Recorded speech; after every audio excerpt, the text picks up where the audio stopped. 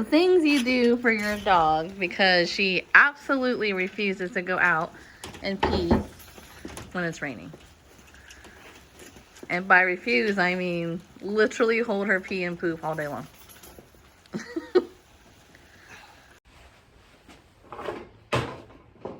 Thank you for doing that. Yep. You're a good dog, Dad. I try. Hopefully she'll use it. We shall see. Oui. So in our living room / dining room, we have a bunch of these holes.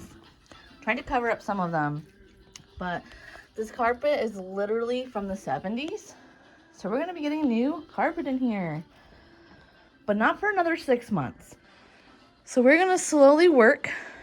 I am going to be painting slowly since we're going to be getting rid of the carpet.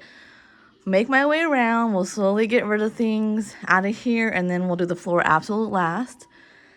And I'm going to go with this gray color. That matches the rest of the house. So it just kind of ties it in. And yeah. It'll give us 6 months to save up a little bit more. And we'll just slowly paint. I got the first coat done. And I'm really proud of myself because I didn't get anything on the smoke detector, the vent, or the baseboards. And I'm really proud of myself because I freehanded all of it. But I want to take this time to just give you guys a little bit of advice. And the quote of January, the motivational quote of January is going to be, don't give a shit what anyone else says you can't do. You just do you. All right? And what I mean by that is because while I was painting this, I kind of got a little bit triggered. I started thinking about an old memory of when I painted another part of my house. And I paint with a brush.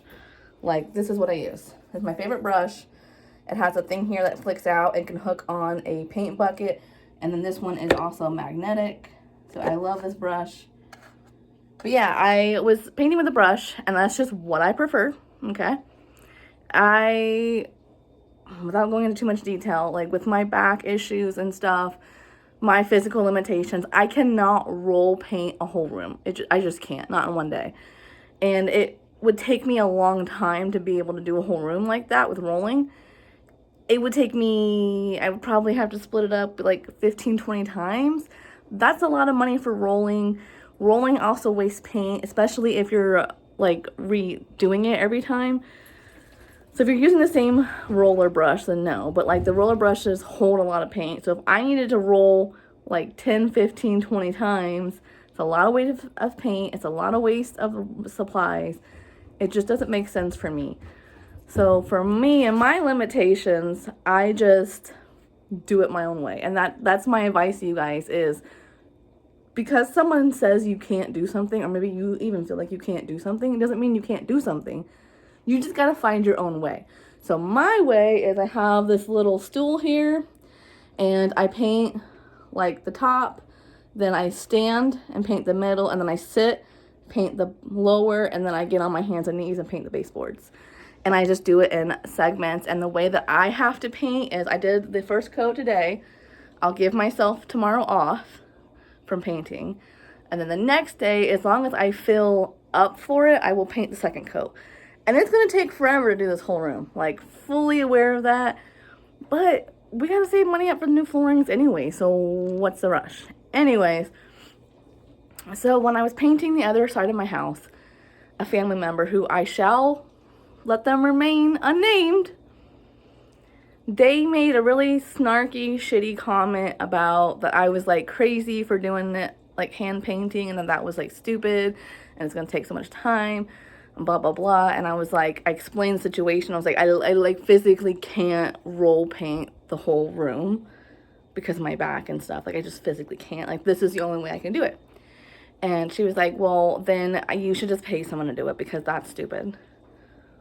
And I was like, but I enjoy doing this. And so I found a way that I can physically do it. So I'm going to do it. I'll put some good music on. And too, because I'm hand brushing, these corners here, I didn't do because we still have furniture and stuff in here. So once this moves and I do the other side, I will just fan it out with the paintbrush, like a fan paint. And you won't even be able to see a seam. And I know it takes longer. But I can say I did this, and I love that feeling. I enjoy painting. So I just do me. So don't give a shit what anyone else says you can't do. Just do you.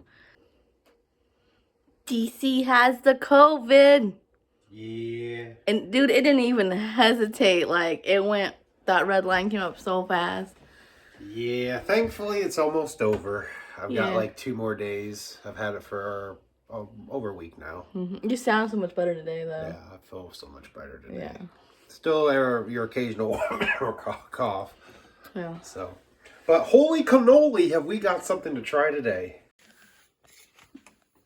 Okay, what are we trying today? Well, first off, we got ourselves a salted caramel cannoli dip. Oh. Then we got ourselves a snickerdoodle cannoli dip. And then we've got ourselves a chocolate chip cannoli dip. Now, some people watching right now may be asking themselves, what is a cannoli dip? I actually don't know. I'm assuming these are cannolis, and the inside stuffing is the cannoli part, like the dip that's here. So I think that whole pastry is called a cannoli. That makes sense. That sounds legit. And this is just the dip. That I would believe it. We got some tortillas. Tortillas. And we're going to put it on that and then roll them up. Yeah. But first we wanted to try, like with our fingers or whatever, what they all taste like. Okay. So, DC, I'm going to let you do it because you like all those flavors and I don't. I don't like caramel.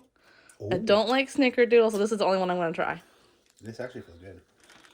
Yeah? I mean, this tastes good, not feels good. I mean, no. Everybody enjoys their food differently, I guess. It feels good licking it like this. Okay, let me lick this one. You'll like it? Yeah, I think you'll like it. It kind of, I'm trying to think what it reminds me of. It's like a cream cheese. Like white chocolate. Yeah. It literally says ingredients. Careful, you're going to spill it out. It's cream cheese, so. Yeah, that's what it tastes like to me. Pretty schmitty. Okay, let's keep this train moving.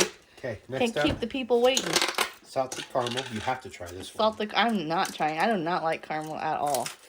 I will eat caramel and a Snickers, but that's it.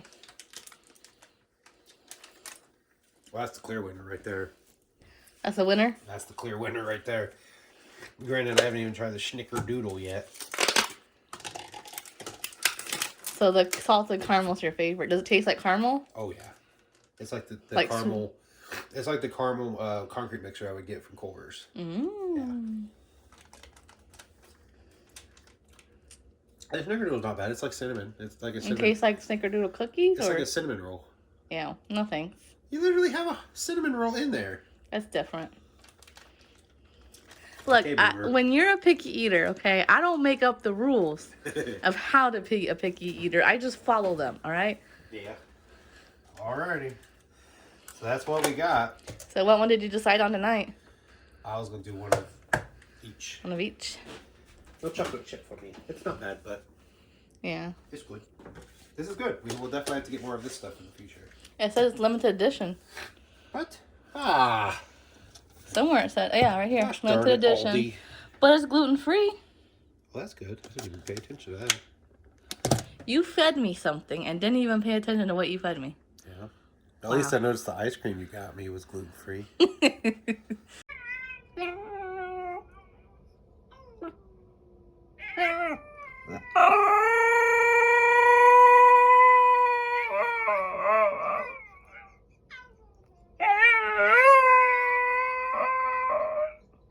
I'm a little short on January clips, and I'm here to update you guys because a lot has been happening in January, and there's a lot I need to update you on. So why there's not a lot of clips is that DC had COVID, and then I had COVID.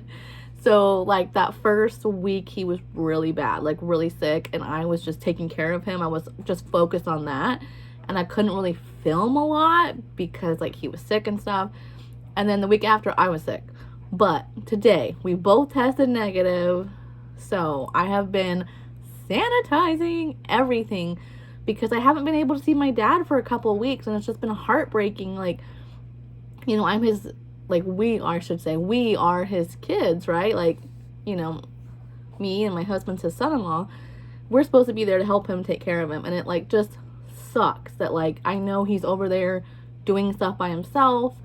I have a friend that's like looking out for him, checking on him and stuff. So I know he's okay. I feel guilty that like I know he's over there doing things that he normally would ask us to do, like carry something up and down the stairs, or put something away, or I don't know, vacuum something or whatever, that I know he would normally ask for help with, and I know he's just over there doing it himself. He wouldn't admit it, but I know he is, and that sucks. So I have just been sanitizing everything. I am doing floors today, and then tomorrow it's supposed to be like a little bit nicer out. So me and DC are going to open up all the windows, turn the heat off for a good 15 minutes, and just Lysol and air out the house. I got the air purifiers going. I got one upstairs, one downstairs. We're Lysoling, like spraying, like where we sit at in our bed in the morning. And I've been wiping down everything, bathroom, stuff like that. So I am excited to like air out the house, because I always feel better after I air out the house. I don't know why. So yeah, my dad, we're gonna probably take another week before we see him, just as a precaution, because and this will probably be the last update I have for quite a while on his cancer treatment. We did not get good news, and I think I've been just kind of avoiding like breaking that bad news to you guys, because it's just been so heart-wrenching. We're coming up on the 1-year mark. The day before Mother's Day last year is when we found out he had cancer number 3. So we're coming up on the 1-year mark, and basically, long story short, the last scan that he got showed that it is not responding to the chemo, and if that wasn't bad enough, there's more spots that have come up. And long story short, his doctor basically told him there's nothing else she can do for him. So all that chemo, all the money he spent, is just for nothing.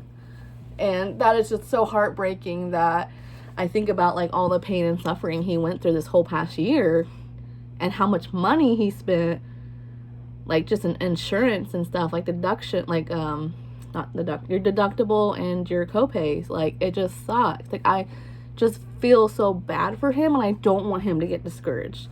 So we're working on getting a second opinion from a different doctor, but there's a third doctor that I found online that has really, really good reviews, and I'm trying to gently encourage him to please go check out that doctor. But I think he's just over everything. Like, he's just kind of, his spirits are a little bit like over it. You know what I mean? Maybe he just needs a little bit of a break, and that's fine. But if you have any advice on how I can just encourage him and love and support him, but also gently encourage going and getting this third opinion. I know I'm thankful he's going to get a second opinion.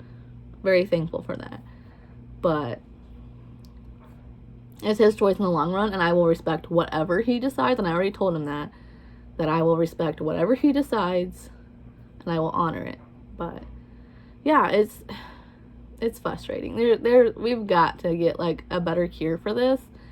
And I heard overseas, I don't want to say what country, so I don't want to get it wrong, but apparently they did like a breakthrough of fighting cancer, not in humans, but in animals. And instead of chemo, it goes in and like kills the cancer cells.